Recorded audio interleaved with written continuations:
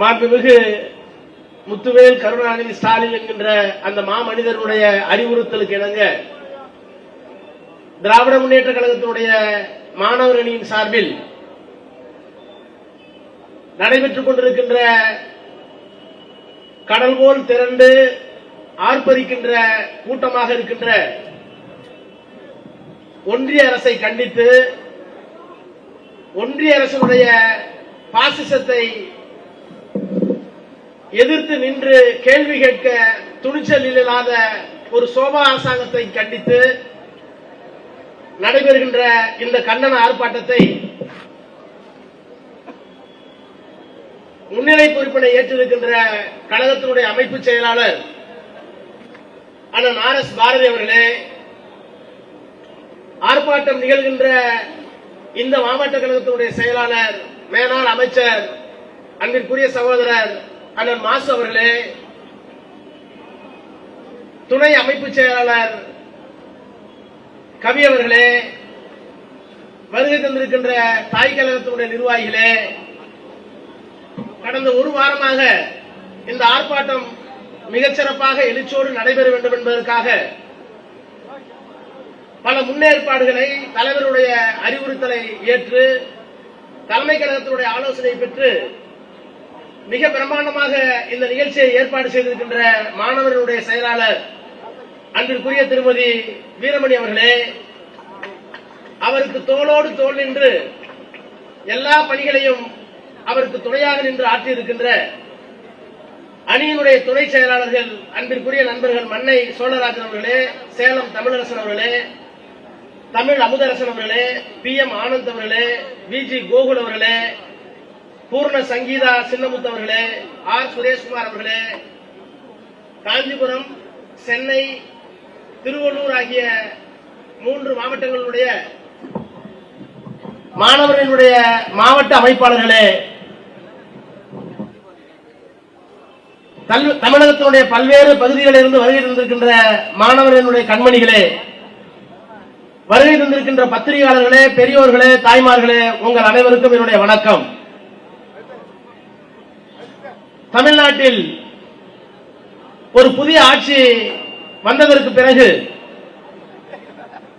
ஒன்றியத்தில் இருக்கின்ற ஆட்சியில் நடைபெறுகின்ற அக்கிரமங்களை, குறிப்பாக தமிழ் இனத்திற்கு, தமிழ் மொழிக்கு, எதிர்கால தமிழ் சமுதாயத்திற்கு செய்து கொண்டிருக்கிற தீங்கை கண்டிப்பதற்கு யோகிதை இல்லாத ஒரு அரசாங்கம் இங்கே இருக்கிறது. இது பொம்மை அரசாங்கம் தானே. நம்முடைய DK சிவகுமார் கர்நாடகத்திலே முதலமைச்சராக பொறுப்பேற்றவுடன் சொன்னாரே, நாங்கள் மேகதாது அணையை கட்டுவோம், இப்போது அங்கே ஸ்டாலின் இல்லை, அதனால் கட்டுவோம் என்று சொன்னாரே. அப்படிப்பட்ட துணிச்சலோடு திராவிட முன்னேற்ற கழகம் ஆட்சியிலே இல்லை என்பதற்காக தொடர்ந்து நீட் என்கின்ற தேர்வை இந்த ஆண்டும் ஒத்திவைத்து மீண்டும் நடத்த இருக்கிறது ஒன்றிய அரசு. CBSE என்று சொல்லக்கூடிய மத்திய ஒன்றிய அரசாங்கத்தினுடைய பள்ளிகளில் இப்போது சமஸ்கிருதத்தையும் சேர்க்கிறார்கள். திராவிட முன்னேற்ற கழகத்தின் சார்பில் இதை கண்டிக்க வேண்டும் என்பதற்காக இந்த ஆர்ப்பாட்டம். நண்பர்களே, ஒரு நிமிடம் எண்ணி பாருங்கள். எங்களுக்கு கொள்கை எதிரி திராவிட முன்னேற்ற கழகம், எங்களுக்கு அரசியல் எதிரி திராவிட முன்னேற்ற கழகம், கொள்கை எதிரி பாஜக என்று சொன்னார் இன்றைக்கு இருக்கிற முதலமைச்சர். அது பாசிசம் என்றால் இது பாயாசமா என்று கேட்டுவிட்டு ஆட்சி பொறுப்பிற்கு வந்தார். நான் கேட்கிறேன், தமிழ்நாட்டுடைய முதலமைச்சராக ஆகிவிட்டீர்கள், எப்படி ஆனீர்கள்? இப்போது விளக்கம் சொல்லிக் கொண்டிருக்கிறீர்கள். எங்களால் தேர்ந்தெடுக்கப்பட்ட, எங்கள் கூட்டணியிலே தேர்ந்தெடுக்கப்பட்ட சட்டமன்ற உறுப்பினர்களை அனுப்பி வைத்தோம், ஆட்சி பொறுப்பிற்கு வந்தீர்கள் சொன்னீர்கள். அதற்கு இவர் பதில் சொல்லிக் கொண்டிருக்கிறார், நாங்கள் அவர்களை அமைச்சர்களாக ஆக்கியிருக்கிறோம் என்று சொல்கிறார். அமைச்சர்களாக ஆக்குவதற்கு உங்களுக்கு வெட்கமில்லை, அமைச்சரை பொறுப்பை ஏற்றிருக்கின்ற அந்த கட்சிகளுக்கு வெட்கமில்லை. 2 பேருக்கு அரசியலில் வெட்கமில்லாத 2 பேர் சேர்ந்து கொண்டு நாங்கள் ஆட்சியை நடத்துகிறோம் என்றால் நாங்கள் ஏன் வருத்தப்பட வேண்டும்? நாங்கள் ஏன் வருத்தப்பட வேண்டும்? இதற்கு முதலமைச்சர் அந்த ஸ்கிரிப்ட் மட்டும் பார்க்காம படிக்கிறார். நேற்று ராத்திரி ஃபுல்லா ரிஹர்சல், மற்றதெல்லாம் பார்த்து படிக்கிறார். கரெக்டா நம்மளை திட்டும் போது மட்டும் ராத்திரி ஃபுல்லா ரீல். முன்னாடி எனக்கு கிடைச்ச தகவல், நிலைக்கண்ணாடிக்கு முன்னால் நின்று பார்த்து 3 முறை 4 முறை மனப்பாடம் பார்த்து என்னவெல்லாம் சொல்லலாம் என்று நான் கேட்கிறேன், நாங்கள் தான் எங்கள் கூட்டணியில் இருந்து சட்டமன்ற உறுப்பினரை தேர்ந்தெடுத்தோம். ஒரு தேர்தல் வரக்கூடாது என்பதற்காக உங்களுக்கு அனுப்பி வைத்தோம். ஆனால் அதற்கு பிறகு அவர்களுக்கு அமைச்சர் கொடுத்திருக்கிறேன் நான் என்று மார்த்தட்டி கொடுக்கிறீர்களே, இப்படி சொல்லுவதற்கு ஜனநாயகத்தில் உங்களுக்கு வெட்கமாக இல்லையா? போனவர்களுக்கு தான் வெட்கமில்லை என்றால் உங்களுக்குமா வெட்கமில்லை? இப்படி வெட்கம் கட்ட ஒரு ஆட்சி இங்கே நடைபெறுகிற காரணத்தினால்தான் மோடிக்கு இந்த தைரியம். நான் உங்களை கேட்கிறேன், பாசிசம் பாயாசம் என்று சொன்னீர்களே, நாங்கள் பாசிசத்தை எதிர்ப்பதற்கு 1000 பேர் 2000 பேர் 5000 பேர் மாணவர்கள் தேர்ந்தெடுக்கிறார்கள். வெறும் 3 மாவட்டத்தில் 5000 பேர் தேர்ந்தெடுக்கிறார்கள். பாசிசத்தை நாங்கள் எதிர்க்கிறோம். சட்டமன்றம் 2 முறை கூடிவிட்டது. ஒரே ஒரு தீர்மானம். கவர்னர் உரையிலே சொல்லி இருக்கிறீர்களே, நாங்கள் மொழி திணிப்பை ஒப்புக்கொள்ள மாட்டோம், இந்தி திணிப்பை ஒப்புக்கொள்ள மாட்டோம், சமஸ்கிருதத்தை ஒப்புக்கொள்ள மாட்டோம் என்று சொன்னீர்களே. இந்த அரசாங்கம் எதிர்த்து சட்டமன்றத்தில் இந்த சிபிஎஸ்இ பள்ளிக்கூட சிலபஸை நாங்கள் தமிழ்நாட்டில் ஒப்புக்கொள்ள மாட்டோம் என்று சொல்லுகின்ற யோகிதை இந்த முதலமைச்சருக்கு உண்டா?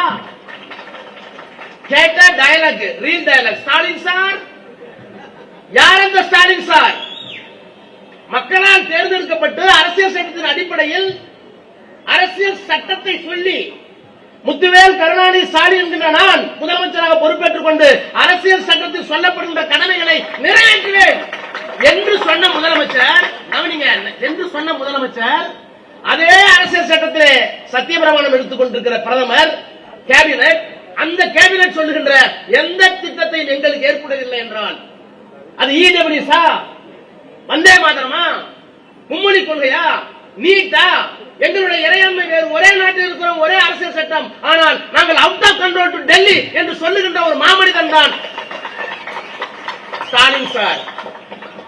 அந்த ஸ்டாலின் சார் சொல்லிட்டு இன்னைக்கு ஒரே ஒரு வார்த்தை டெல்லியை பத்தி கேட்கறதுக்கு இந்த முதலமைச்சருக்கு தைரியம் உண்டா? இல்ல. என்றாலும் திராவிட முன்னேற்ற கழகம் நம்முடைய கொள்கைகளை விட்டு விடல. திராவிட முன்னேற்ற கழகம் எது இன்றைக்கு சொல்லுகிறார்களே, நீங்க போய் கூட்டணி வச்சிருக்கீங்களே, தந்தை பெரியார் எப்படிப்பட்ட கூட்டணி அமைத்தார் தெரியுமா? 1937 ஆரம்பிச்சது இந்த இயக்கம் தமிழுக்காக. மறைமலை அடிகள் தூய சைவம் பேசியவர், தென்னாடுடைய சிவனே போட்டு எந்நாட்டவருக்கும் இறைவா என்று திறந்தவர் பூசித்தவர். காசுப்பிள்ளை யாரும் தெரியுமா? முதல்ல தமிழ்ல நான்குராமில்ல எம்எல் படிச்ச ஒரே ஒரு ஆள், முதல் ஆள் காசுப்பிள்ளை. அவர் பெரியாருக்கு எதிர்த்தரப்பில் இருந்தார். இப்படியெல்லாம் இருந்த சைவர்களை அழைத்துக் கொண்டுதான் நீங்கள் சைவம் பேசுகிறீர்கள், நான் பகுத்தறிவு பேசுகிறேன்.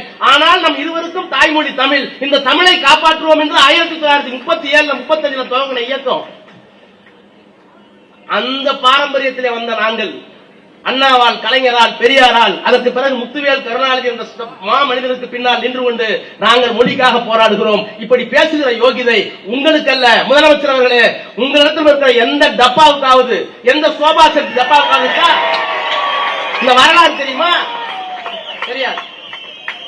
எடுத்த எடுப்பில் நான் கேட்டுக்கொள்வதை துவைக்குவதற்கு முன்பாக தமிழ்நாட்டுடைய முதலமைச்சர் பாசிசத்தை எதிர்ப்பது உண்மையாக இருந்தால் பாசாங்கு செய்யாமல், நடிக்காமல், கேமராவுக்கு முன் நிற்பதாக எண்ணிக்கொள்ளாமல் தமிழ்நாட்டுடைய உணர்வுகளை பிரதிபலிக்க வேண்டுமானால் உடனடியாக சட்டமன்றத்தை கூட்டி நீங்கள் தீர்மானம் ஏற்ற தயாரா?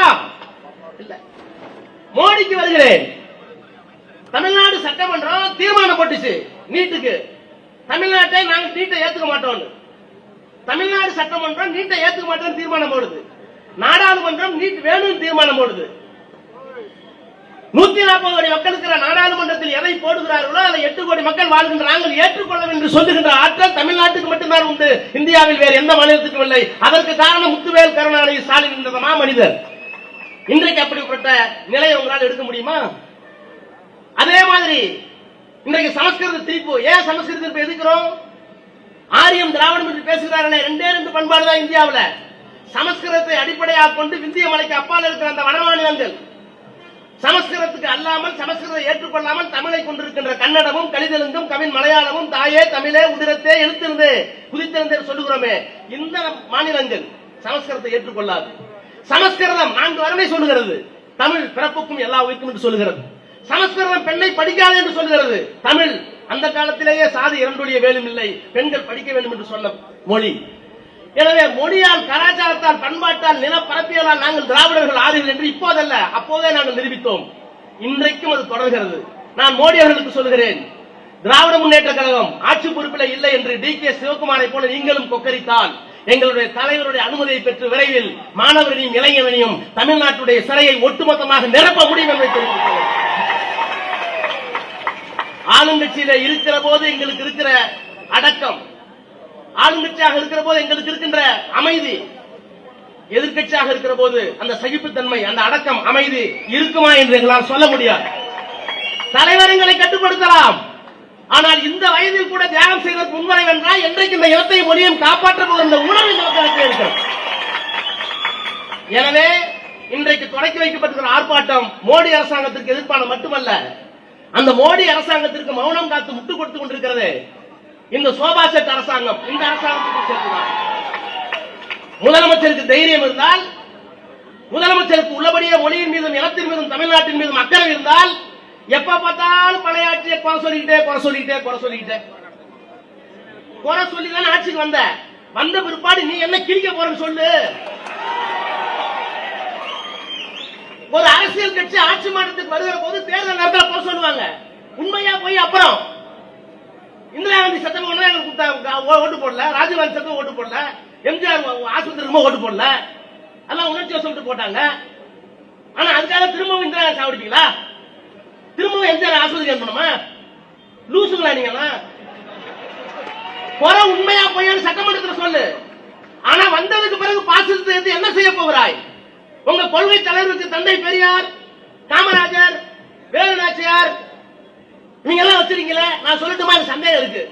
சாதியை ஒழிக்க அல்ல, தமிழை வளர்க்க அல்ல, இந்த தலைவர்கள் எல்லாம் சாதிக்குள் அடக்க வேண்டும் என்பதற்காக, அந்த சாதி ஓட்டுகளை பெறலாம் என்பதற்காக இந்த சூழல் பண்ணிட்டு இருக்கீங்களா? நீங்க கேட்க மாட்டாங்களா? எனவேதான் சொல்லுகிறேன், இந்த மண் திராவிட மண், தமிழ் மண், பெரியாரும் அண்ணாவும் கலைஞரும் பண்படுத்திய இந்த மண்ணில் இன்றைக்கு கல்லூரியிலே படித்துக் கொண்டிருக்கின்ற, கல்லூரியை விட்டு சற்றே வெளிவந்திருக்கின்ற அன்பிற்குரிய மாணவ கண்மணிகளே, இளைஞர்களே, நம்முடைய தலைவர் வழியில் நிற்போம். தலைவர் ஆணைக்கு கட்டுப்பட்டு விரைவில் ஒன்றிய அரசாங்கத்தை எதிர்த்து, மாநில அரசாங்கத்தை எதிர்த்து தலைவர் அனுமதித்தால் இதைவிட இன்னும் பெரிய போராட்டத்தை நாடு தழுவிய அளவில், தேவைப்பட்டால் தமிழ்நாட்டுடைய சிறையில் முழுக்க நிரம்புகின்ற அளவில் தலைவருடைய அனுமதி பெற்று நடப்பதற்கு நாம் சித்தமாக இருக்க வேண்டும் என்று சொல்லி, இந்த அருமையான ஏற்பாட்டை செய்திருக்கின்ற அத்துணை மாணவர்களுடைய நிர்வாகிகளையும் தலைமைக் கழகத்தின் சார்பில், தலைவரின் சார்பில் உங்களை பாராட்டி வணங்கி விடைபெற்று இதை நான் தொடக்கி வைக்கின்றேன்.